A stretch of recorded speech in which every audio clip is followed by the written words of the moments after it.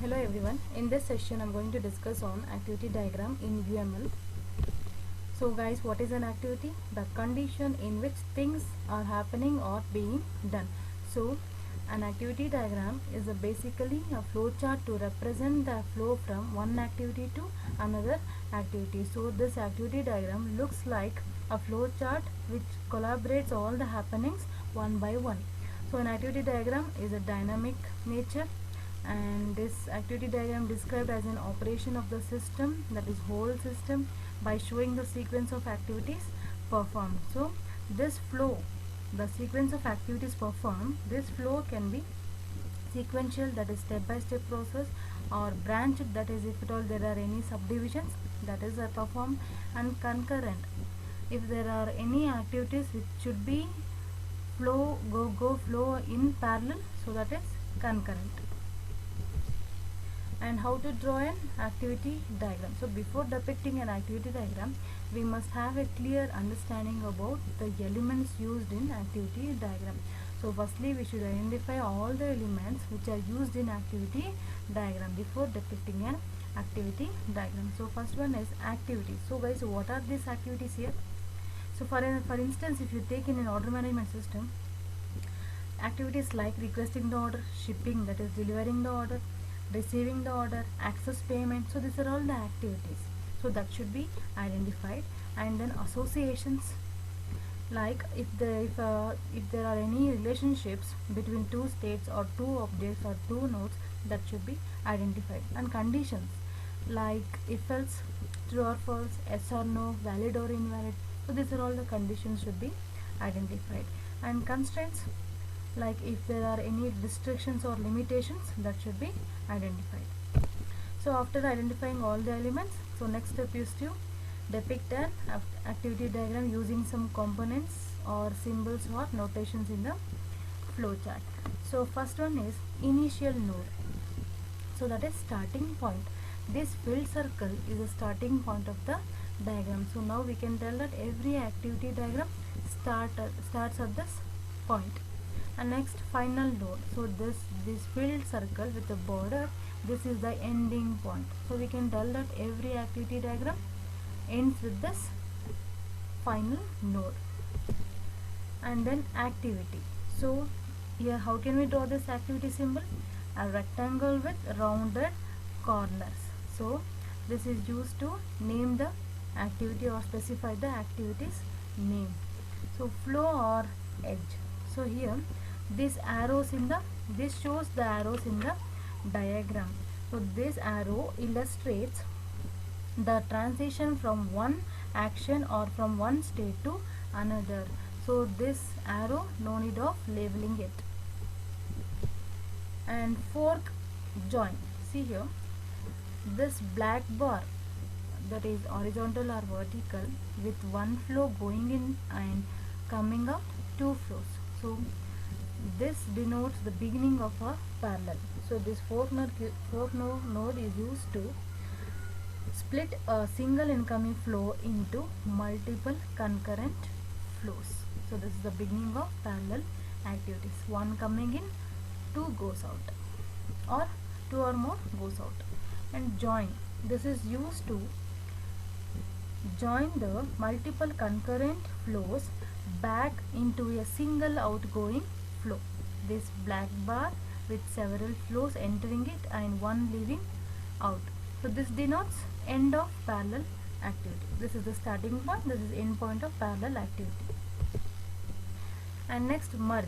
So a diamond with several flows entering, see there are two or more enterings and one is leaving. So this implies that all incoming flow to reach this point until processing continues. And next, subactivity indicator. If at all there is a detailed activity, so we use this symbol. So there is slight change in for activity symbol and for this subactivity state. And there is a main difference between join and merge. So a join is different from merge by two inflows and produces a single outflow. This merge passes any control flows straight through it if two or more inflows are received by a merge symbol, the action pointed to by its outflow is executed. That is, this brings together multiple flows that are not concurrent. And decision, so here decision making, this represents a decision prior to moving from one to the next activity, from one to next activity. If at all it is not true, go to next activity, yes, follow that activity, yes, this is decision making. So add a diamond between the activities. And next, flow final, the circle with X through it, so this indicates that process stops at this point. If at all, if the diagram wants to stop at a particular point, so then we use this symbol. And accept and receive, that is send state, these both are usually appears in pairs of sent and received signals, because the state can't change until the response is required. And this is the example of activity diagram notation. So see, this is the starting point, a black filled circle. If at all this condition 1 is true, follow another activity. If at all condition 2 is true, go down, then perform some parallel activity by using the fork, then comes here after performing the activities, joins the activity, then ends with the circle. And this is a sample activity diagram for online shopping. See, starting point, that supermarket will receive some order in online, like receive order. Here parallel activity is done, fill order 1 and send invoice activity 2. In fill order activity, that is 1, after filling, here the condition is checked whether this order is in rush order or normal order.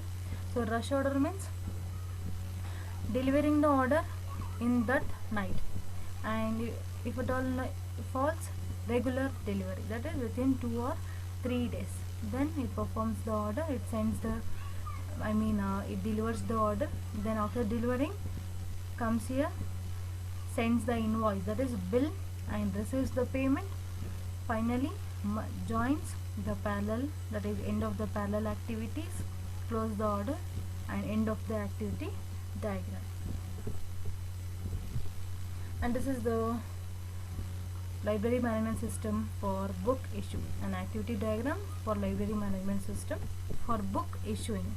And book issuing, so firstly, starting point, enquiry about books, the student will inquiry about the books in the library.